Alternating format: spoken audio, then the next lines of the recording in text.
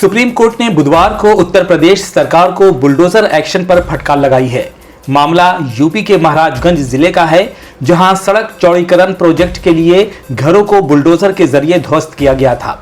इस मामले में कोर्ट की तरफ से स्वतः संज्ञान लिया गया था, जिस पर सुप्रीम अदालत सुनवाई कर रही थी।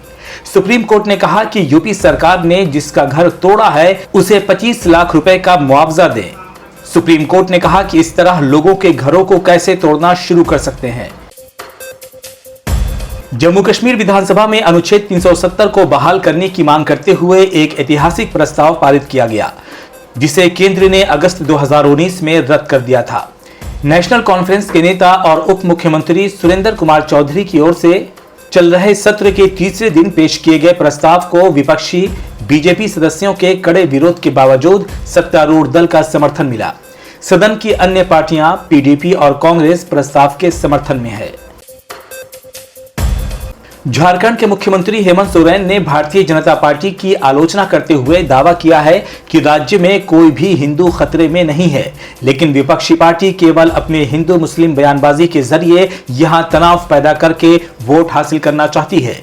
मुख्यमंत्री हेमंत सोरेन ने दावा किया कि सीबीआई और ईडी के साथ मिलकर बीजेपी मुझे डरा रही है और झूठे आरोपों के लिए मुझे जेल भी भेज दिया, लेकिन मैं झारखंड की धरती का बेटा हूं। मैं ना तो डरता हूं और ना ही कभी झुकता हूं।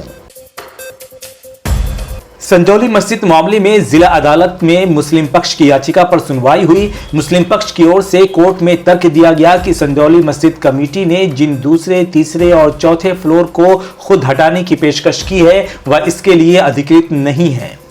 ऐसे में मस्जिद के 3 फ्लोर हटाने के लिए संजौली मस्जिद कमेटी पेशकश नहीं कर सकती है। मुस्लिम पक्ष ने जिला अदालत से मामले में स्टे भी मांगा, लेकिन अदालत की ओर से मुस्लिम पक्ष को स्टे नहीं मिल सका। मौलाना अरशद मदनी ने मोदी सरकार की 2 बैसाखियों को हिला दिया है। जमीयत की अगुवाई में पहला कार्यक्रम दिल्ली इंदिरा गांधी स्टेडियम में आयोजित हुआ और इसी कार्यक्रम में मौलाना मदनी ने नीतीश कुमार और आंध्र प्रदेश के सीएम चंद्रबाबू नायडू को चिताया कि संसद से वक्फ बोर्ड संशोधन विधेयक पास हुआ तो इसके जिम्मेदार नीतीश और नायडू भी होंगे।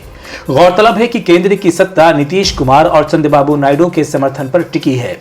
25 नवंबर से संसद का शीत सत्र शुरू होने जा रहा है और उससे पहले ही वक्फ बोर्ड विधेयक को लेकर ज्वाइंट पार्लियामेंट्री कमेटी में घमासान मचा हुआ है।